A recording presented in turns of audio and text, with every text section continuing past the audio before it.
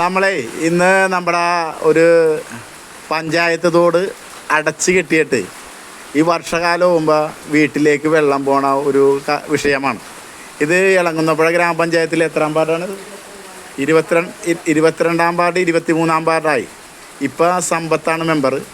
കഴിഞ്ഞ പ്രാവശ്യം ഓൾഗയായിരുന്നു മെമ്പർ. അപ്പോൾ ഈ മാറി മാറി വരുന്ന മെമ്പർമാർക്ക് ഇതിൽ റോള് കുറവാണ്. കാരണം ഒരു കോടതി വിധിയുണ്ട്, ഹൈക്കോടതി വിധിയുണ്ട്. ഇത് തെരഞ്ഞു വിടാനും പൊളിക്കാനും എന്നുവെച്ചാൽ ഹൈക്കോടതി വിധിയുണ്ട്. ആ വിധി ഇവർ ഉത്തരവ് കൊടുത്തിട്ട് അത് കഴിഞ്ഞിട്ട് പഞ്ചായത്ത് ഓംബുഡ്സ്മാൻ്റെ ഉത്തരവുണ്ട്, അതിൽ പഞ്ചായത്ത് കൊടുത്ത മറുപടിയുണ്ട്. പക്ഷേ ഇതൊക്കെ ഉണ്ടായിട്ടും ഈ വിധി നടപ്പാകാനല്ല. ഇത് കണ്ട, ഇത് തോട് വെള്ളം പൊങ്ങിയിട്ട് ഇവരുടെ ഈ അടുക്കളയിലോട്ടൊക്കെ കയറണത്. ഇത് കണ്ട, ഇവർക്ക് ഭക്ഷണം പാകം ചെയ്യാൻ പറ്റില്ല. ഈ വയോധികർക്ക് ഭക്ഷണം പാകം ചെയ്യാൻ പറ്റില്ല. ഒരു നടക്കാൻ പാലാത്ത, നിങ്ങൾക്കൊക്കെ അറിയും, പീറ്റർ ഏട്ടൻ എന്ന് പറയും, കിലോ ചേച്ചി എന്നാണ് ഈ ചേച്ചിയുടെ പേര്.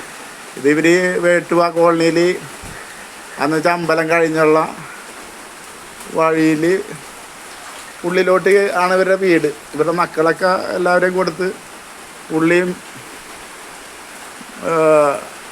ഭർത്താവ് മാത്രം വയ്ക്കുള്ളൂ. ഇത് കണ്ട, സിലിണ്ടറൊക്കെ ഇരിക്കുന്ന വെള്ളത്തിലാണ്. അപ്പോൾ ഇത് കുറച്ച് ദിവസം എന്നോട് പറയണം. അപ്പോൾ ഞാൻ മെമ്പറോട് വിളിച്ച് സംസാരിക്കേ, മെമ്പർ എന്താണ്, മെമ്പർ യോഗം വിളിക്കുക, അത് ഇതാന്നൊക്കെ പറഞ്ഞു. പക്ഷേ ഇതിനൊരു നടപടിയില്ല. ഇതിപ്പോൾ വെള്ളക്കെട്ടായിട്ട് ഞാൻ ഓട്ടോറിക്ഷ ഓടുന്ന ആളാണ്. എന്നെ വിളിച്ച് നേരിട്ട് കാണിക്കാൻ വേണ്ടി വിളിച്ചതാണ്. നമ്മുടെ വൈപ്പുംകരയിൽ ഇതേപോലെ അന്ന് കുറേ പ്രശ്നങ്ങളുണ്ട്. അത് ഇളങ്ങുന്നപ്പുഴ ഗ്രാമപഞ്ചായത്തിലെ പ്രശ്നമാകുമ്പോൾ നമ്മൾ വേഗം നമ്മുടെ എത്തുന്ന കാര്യം നമ്മൾ വളപ്പിലാണ് ഓടണം. അപ്പോൾ അതുകൊണ്ട് ഇതിനൊരു ശാശ്വത പരിഹാരം കാണാൻ വേണ്ടിയാണ്. അപ്പോൾ ഇതിൻ്റെ വിധി പേപ്പറൊക്കെ പിലോചിച്ചിട്ടുണ്ടോ?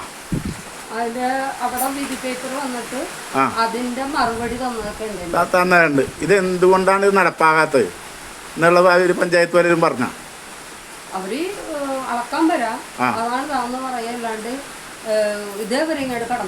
ഒരു ഹൈക്കോടതി വിധിയും ഒരു പഞ്ചായത്ത് ഓംബുഡ്സ്മാന്റെ വിധിയും ഉണ്ട്. എന്നിട്ട് ഇളങ്ങുന്നപ്പുഴ ഗ്രാമപഞ്ചായത്ത് എത്ര കാലം ഇപ്പം 2014 തുടങ്ങിയാണ്. അപ്പോൾ മാറി മാറി വരുന്ന നമ്മുടെ ഈ പഞ്ചായത്തിലെ ആൾക്കാരെ കുഴപ്പമില്ല. ഇത് കണ്ട, ഫ്രിഡ്ജൊക്കെ വെള്ളത്തിലാണ് ഇരിക്കണം.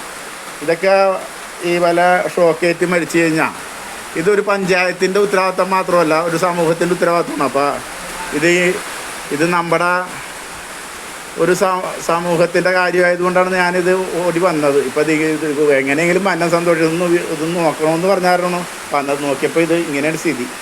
അപ്പോൾ ഇത് നമ്മുടെ പഞ്ചായത്ത് അധികാരികളിൽ എത്തണവരെ നിങ്ങളുടെ ഒരു ഹെൽപ്പ് വേണം.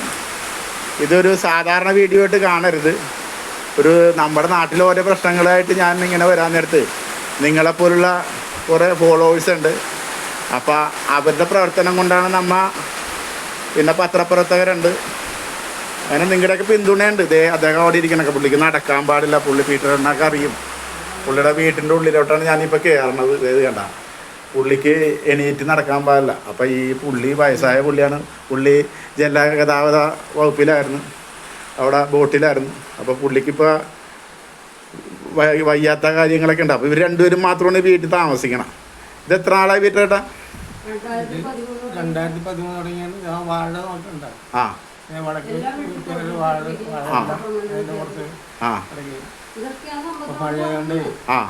മഴ കൊണ്ട് നോക്കാൻ പറ്റില്ല.